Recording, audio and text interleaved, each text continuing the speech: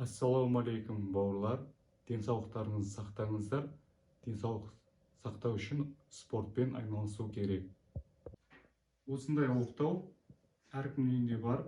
Осы оқтауға қарай мен жаттығуымды көрсетемін.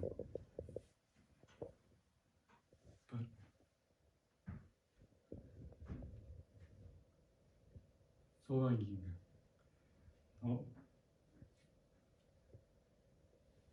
одан кейін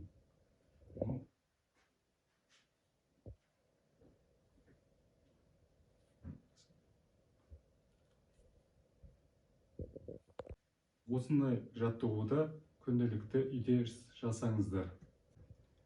Осындай жүгітті алып, осымен бірге жаттығуды көрсетемін. Бұндай жаттығуды артқы бұлшықетке күшейтеді.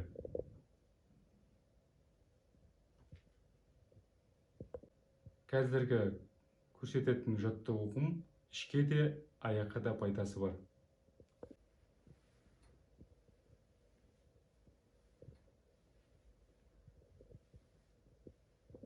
Қазіргі жасайтын жаттығуым бұл аяқ жаттығуы.